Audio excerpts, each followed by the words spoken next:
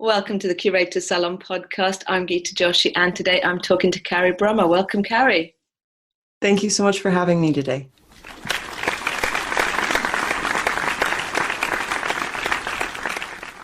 It's great to talk to you. We're going to be talking about your project with the US National Archives. How did that all start?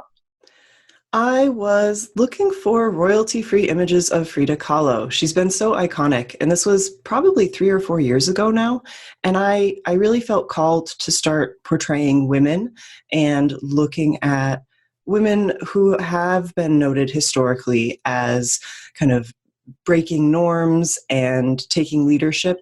I was very drawn to these figures. So I was looking for some image of her that I might have the rights to use. And so I started digging around the US National Archives. And while I found some images of her and some other women who were notable, I started to fall into kind of this rabbit hole. There's so much imagery available in the archives. And I happened upon this group of images of women from the 1940s. They were mostly cabbies, and I realized they were being documented because of the shift in gender norms of the time. And they just had these like wonderful smiles. There was an optimism to the photographs. They were, dressed in training and in cabs, posing. And I was just kind of caught up in their energy that I could feel in the photos. And that's when I actually noticed that while they were labeled by their new careers, not a single one had their names included in the documentation. And that was it. That was the moment that I knew it didn't matter about Frida anymore or Amelia Earhart or any of the other images I found. I knew I needed to focus on these women and give them time through my art. So how did you then use the images that you found? I basically printed out a bunch of them and then started playing around, and I did some small scale drawings and was trying to play with composition. And at the same time, I was also still trying to figure out my own voice. I was still trying to figure out what I really wanted to stick to in terms of medium. And I had multiple interests. I like working in embroidery. I love gold leaf, but I also paint in acrylic. And there was something about these images that I realized I could combine all of these things together, and it would allow me to, again, give time and value to these women in a way that I felt that they were not given in this kind of documentation. Were all the images taken in one city, or were they across multiple places? I couldn't quite tell. As I did more research or kind of looked more carefully at the images, I found that some of the medallions actually said Salt Lake City for the cabbie medallions on their clothes, but not all of them were from Salt Lake City. I also had some photographers, and the location was not labeled. So I can only speak to a few of the images for sure that they were in Utah. So how did you choose which ladies to represent in your artwork? It really was an intuitive process. I just kind of picked the images that really spoke to me and that I felt like, they had something to share. And that dictated a lot of the creative process as well. In fact, I pretty much let them tell me what they wanted for color, for design, where they wanted the gold leaf. I'm a very A-type personality, and sometimes that controlling, orderly nature gets in the way of my creative process. I even had a professor in university tell me I murder my paintings because I overworked them. So I know that that's something I have to deal with as a creative. So by asking my painting, or the girl and the woman in the painting, what do you want next? And just sitting there, it allows me a little more freedom and flexibility instead of pre-planning everything and assuming I know what's going to make the painting best before I even finish it, before I even start it, really. And are you working on one at a time, or do you have a few on the go at any given time? Great question. I have to have multiple pieces going on at once. It allows me to feel a sense of play in the work, especially when things get tough or I feel stuck in a piece. I don't like sitting there and waiting until I, hear that answer. I like being able to play with different pieces so that I'm still producing. So how long have you been working on this? Because you said you first visited the archives about 3 or 4 years ago. I started right when I found the images, but I kind of took a break, and I think part of me was actually a little scared that maybe I couldn't do it, or was my skill in the right place. And so I also run a program called Artist Strong. It's an online community for artists, and my background is art education, and I've always loved teaching. But it was kind of at that point when I realized perhaps I was letting my teaching become a crutch and a way to avoid the work I wanted to do. I feel a shift in my work doing this stuff, and I feel like I'm playing bigger and that these stories are valuable to be shared.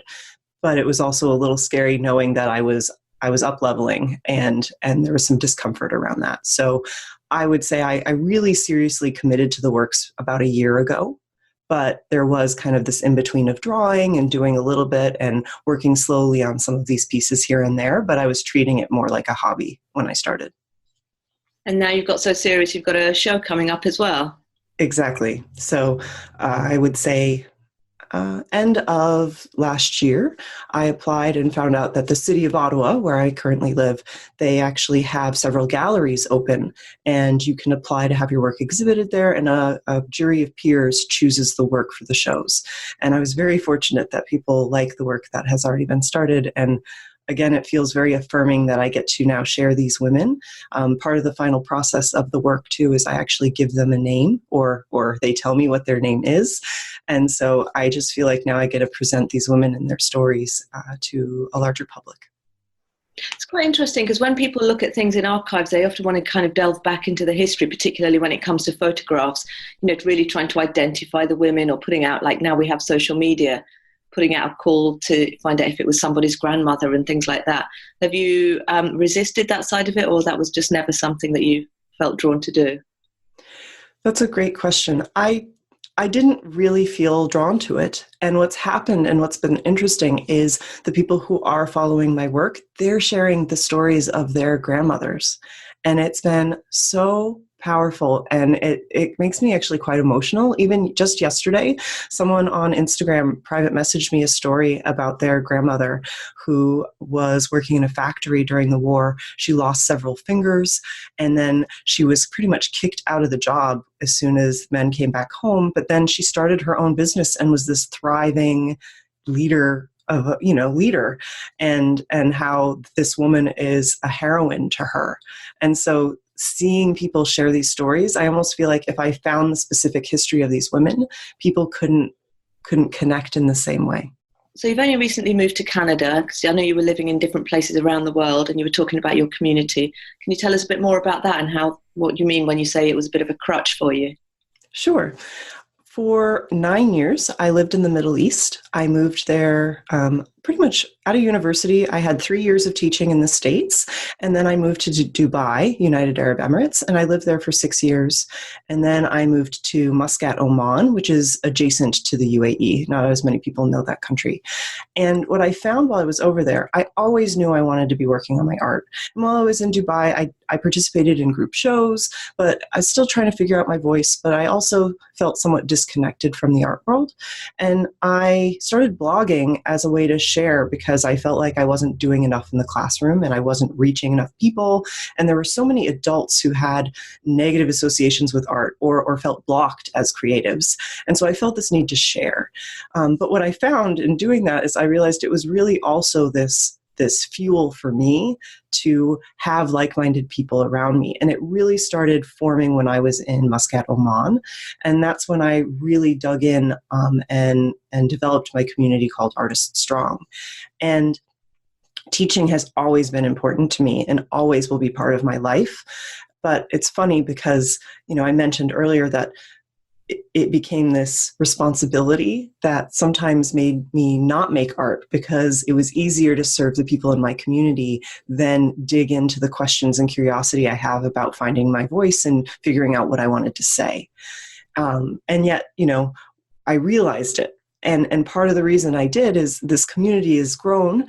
There's thousands of people in the Facebook group and on the online through my email newsletter. And what I realized is if I really want to show up for the people in this community I have, I also have to do the work. I have to be doing the things I preach. Otherwise, I'm an imposter. So it really was this affirming moment of, realizing and catching myself about feeling like, okay, I can't just always choose to serve my community. I also have to do this work. And in doing that work, I'm also helping them see the journey of one path to artistic success, that you can choose whichever path you want, but at least you can see I'm trying to do my own work to find what success means to me as an artist too. What's interesting to me about your journey is that you started as an artist, built a community to support other artists and educate them, and then waited for the right project to come along, even if you didn't know that you were actually waiting for it, but a project that resonated with you so deeply that you couldn't not pursue it before you gave yourself the title of artist again. It's interesting because, especially when I was teaching art, there were people who would say some people are just art teachers and some people are practicing artists who also are teachers. And there's kind of a judgment around all of that, that one is better than the other, or you should be working towards a certain label. And I have a very achievement-oriented nature, and I think I also have always been driven to please others, and especially in authority. And so when I can kind of pick up on cues like that, sometimes I'd spend time trying to please or address those kinds of achievements without actually asking myself if that was something I wanted. And I just think part of it's been growing older and not caring as much, and also really being more in tune with myself as a person and really listening to those little cues when I have an intuitive hit that this is something worth investigating. I mean, I started this group of works, as I told you, several years ago, but then I stopped. It was almost, I felt this fear around well, what if I do achieve the way I want to, which sounds kind of silly. But what really happened is a good friend of mine who lives in Scotland, her name's Nikki, she and I were Skyping and having a chat, and she's an artist as well. And I was telling her the story of this work, and she's like, Carrie, why did you stop? You have to keep working on this. And it's like she lit a fire under me. She reminded me why I cared about these stories. And I just immediately started painting again and embroidering into the works. And it just flowed. And that's been it since. I just haven't stopped. So you said the work is a combination of various media. And when we were talking before, you referenced kind of crafts or skill sets that were traditionally taken up by women. So have you had to sort of go back to school to learn certain crafts, or did you always have these skill sets? I grew up with a mother who is totally involved in the arts. She's a dabbler. She's like learned how to weave baskets. She could help like refurbish furniture. She did embroidery. She painted on glass. She did acrylic painting. I mean, anything that you can think of in terms of an artist or craft medium, this woman has done. And so anytime she'd try something, I wanted to try it too. So I was exposed at a very young age to embroidery and beading and things like that. So I always had that interest, and I'd been doing these on the side. I'd been drawing mandalas as a way to relax and kind of meditate. And my mom was like, well, why don't you embroider those? And I was like, why don't I embroider these? That's a great idea. And so that led me back to my embroidery work. And I was doing that at the same time that I fell upon the images in the archives. And so that was one reason working with the embroidery was a natural step. I was already doing it. I've been doing a lot of basic stitching. It's called satin stitching, but it can be very time consuming. And so that led to me knowing I wanted to use the embroidery. I think of embroidery as like women's work traditionally. That's something that women were always historically doing in the home. And I love the idea that it's also kind of in the fine art world labeled as decorative, again, kind of fluff or something that's not as valuable, which again, I think ties to the story of these women being valuable in the label of their career, but not actually documenting their names. And that also at the same time, I was living in the Middle East and touring a lot of mosques, being drawn to a lot of pattern and color, and that I think influenced my use of gold leaf. I was very interested all of a sudden in playing with gold leaf. So I just looked online for some tutorials and started playing. And that's how kind of all three mediums came together. And gold leaf, again, I think can be labeled as craft. And we know in the fine art world that sometimes people have a judgment over media that is labeled craft. And so I like, again, that question of what is valuable, what is worth our time, and what's worth showing. And I like the layers of the media that I've selected also reflecting the story of these women. Yeah, and all the layers of discussion that then prompts as well. So the show in Ottawa, when is that happening? Well, I install on November 28th, which is American Thanksgiving, actually. And then the grand opening is December 1st, and it's going to be from 1 to 3 p.m. at the Shankman Arts Center, which is in the east side of Ottawa. And it goes until January 9th, I think, of 2020. And that's a solo show? Yes. So how many pieces have you completed for this show? Now you've got a deadline, and how many do you think you still need to produce before opening night? I have so much work to do still, but I have 2 paintings for sure finished, and then I have 5 or 6 drawings done that are ready for display. So what I'm doing is, when I chose the gallery, because there are several galleries in the city available, you could put kind of a priority and rating of which location you'd prefer. I honestly chose the smallest location I could find because the embroidery is very time consuming. One of the pieces I did, the embroidery alone was over 200 hours, and it's maybe 16 by 20 inches, 40 by 50 centimeters. So that's a whole lot of work to make. So what I'm doing is, they gave you a map, and I still have yet to do this, but I'm going to actually use graph paper and be old school about it, and kind of map out the actual space, and then put the works that are finished in their proportion in the space so that I can judge how many more works I need. And that's going to dictate how many pieces I create.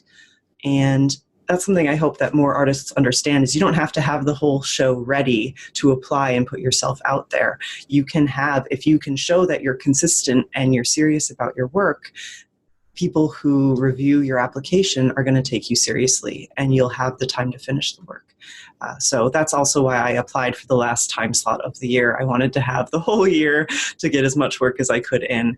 And I'm also going to attend some of the openings that other artists have at the venue so that I can take some video and also really have a sense of the physical space and see how they also host the event, because even though the city provides the venue, we're responsible for hosting. So I want to see if they cater and things like that. So that'll kind of let me scope everything out to make sure I'm making wise decisions for everyone who attends my opening. Yeah, the research is such an important part of it, isn't it? But that's a really good point that you make about, sort of applying for things before you have a full body of work ready to show. I think a lot of, people worry about that. But oftentimes, the scheduling means that you don't have to do anything. You're not going to be showing next week anyway. And it's accountability, which so many of us can need, right? To actually follow through on the body of work that we're interested in producing. If you have a deadline and people are going to be showing up, and you want to maintain positive relationships with the people who have said yes to you, you're going to show up and finish that artwork. Yeah, deadlines are always good. How do you generally respond to deadlines? I am pretty good. I'm disciplined, so that's not a huge issue for me. There's a book called Better Than Before, written by this woman named Gretchen Rubin, and she found 4 tendencies for accountability. And one is very rare, and it's called upholder, and it's someone who, with either internal or external expectations, they can meet them. And I tested as an upholder. So I am one of these rare unicorns who can set goals for themselves and just do them. But most people are something called an obliger, which means that if they want to go to the gym, they need to know their friend is going to, and that their friend's relying on them to show up for them to show up too. And so obligers are really good with deadlines. And so that's one reason I do note this, is I know that, especially in my own community, I have lots of obligers, and having those deadlines can be very powerful. Oh, that's fantastic. All right, I will put a link to the book in the show notes as well. Carrie, where can people find you online? You can find me in 2 places. I have the website for my artwork and the body of work that I'm working on, and it's carriebrummer.com. And then if you're interested in learning more about the online community I've created, that is artiststrong.com. Brilliant. Thanks so much for spending time with me this afternoon. It's been great talking to you. Thank you, Geeta, for your time and for having me on your show.